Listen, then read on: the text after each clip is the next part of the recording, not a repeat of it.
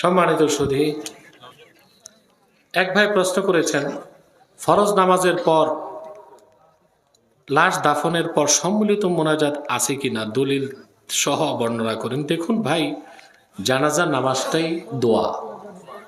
তারপর যদি কোথাও কোনো অঞ্চলে মানুষ সবাই কবরস্থানে যাবে না, কাতার ভেঙ্গে একটু দরুদ সালাম পরে, সূরা ইখলাস সূরা ফাতিহা পরে দোয়া করে, সেটা মুস্তাহাব হিসেবে করতে পারে, সুন্নত মানে করবে না।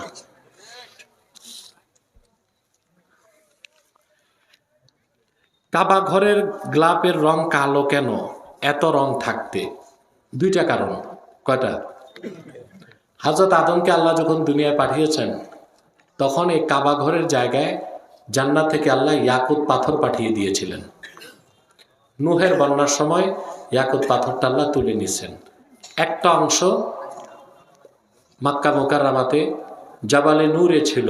ইব্রাহিম আলাইহিস সালাম যখন কাবাঘর পুনর্নির্মাণ করছেন, তখন ওই ইয়াকুতের অংশটাই হাজরে আসওয়াদ হিসেবে স্থাপন করেছেন।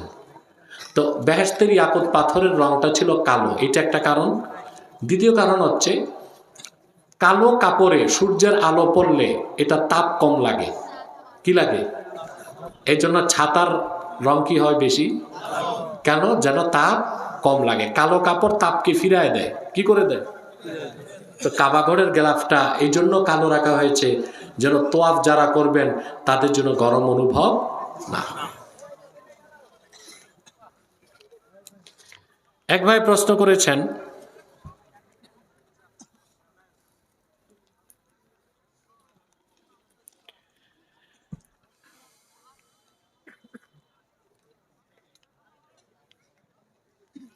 সূরা বাকারা কোরআন মাজিদের প্রথম সূরা, যার অর্থ গাভী।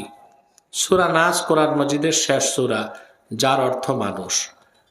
বাশার, মুত্তাকি, মুসলিমুন, ইনসান, মমিন এবং পশু এবং মানুষের মধ্যে প্রকারভেদ বুঝাবেন, আলোচনা করবেন। এই প্রশ্ন যে করছে, এ না আমি বসার পর দিবে, এখন তো মুনাজাত, এখন তার আলোচনার সুযোগ নাই।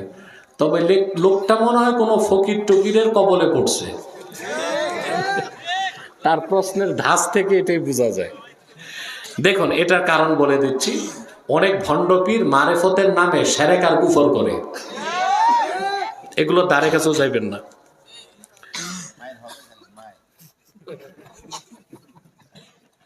কোরআন কারীমের প্রথম সূরা সূরা বাকারা না, সূরা ফাতিহা। এটা হচ্ছে প্রথম কথা। দুই, বাকারা হচ্ছে অর্থ গাবি। এখন আল্লাহ তাআলা বাকারা নাম কেন দিয়েছেন, এটা একটা কথা। এই সূরার মধ্যে আল্লাহ কিছু ঘটনা উল্লেখ করছেন, এর মধ্যে একটা হচ্ছে গাবির ঘটনা। বনী ইসরাইলের এক ব্যক্তি তার চাচাকে হত্যা করছিল। এখন হত্যাকারীকে মুসা নবী খুঁজে পাচ্ছিলেন না। তখন আল্লাহ বলছেন, একটা গাবি জবাই করে গোশতের টুকরা লাগালেই মৃত চাচা বলবে কে হত্যা করছে। তখন ওরা আল্লাহর কাছে প্রশ্ন করছে, কি রকম গাবি লাগবে, কি রং, প্রশ্ন করে করে বিষয়টারে জটিল বানিয়ে দিচ্ছে। পরে যে তারা গাবিটা পেয়েছে, প্রচুর টাকা দিয়ে কিনে আনছে। এটা আবার আল্লাহ কেন করছেন? যার থেকে কিনে আনছে সে আবার মার খুব খেদমত করত।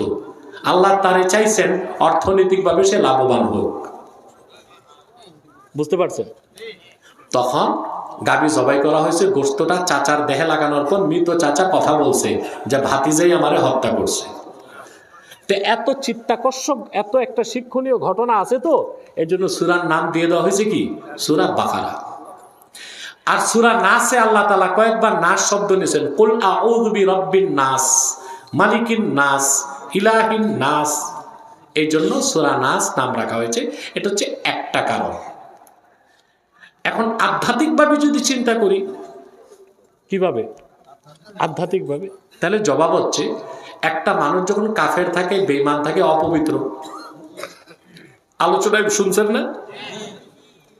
তো কাফের মুশরিক হচ্ছে কাল আনআম, উলাইকা কাল আনআমি বাল হুম আদাল। আল্লাহ বলেছেন কাফের মুশরিকরা চতুষ্পদ জানোয়ারের মতো। তো চতুষ্পদ জানোয়ারের মধ্যে সবচেয়ে ভদ্র হচ্ছে গরু বা গাবি। সবচেয়ে জেন্টাল কোনটা? গাবি। কথা বলে না, গাবি না, গাবি। এই জন্য আল্লাহ তাআলা বাকারা নামটা, সূরা বাকারা এই নাম দিয়েছেন, এবং এটা কোরআন কারীমের শুরুতে। আর একটা লোক যখন আল্লাহর উপর ঈমান আনবে, তার হাবিব মুহাম্মদ সাল্লাল্লাহু আলাইহি সাল্লামের উপর ঈমান আনবে, কোরআনকে বিশ্বাস করবে, হাদিসকে বিশ্বাস করবে, তখন সে হবে মুমিন পরিপূর্ণ মানুষ। এই জন্য শেষ সূরার নাম রাখা হয়েছে নাস। নাস মানে মানুষ। বুঝতে পারছেন?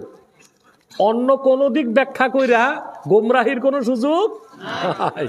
ফকিরদের কথা শুনবেন না, সাবধান, ঈমান আকীদা সব নষ্ট করে দিবে।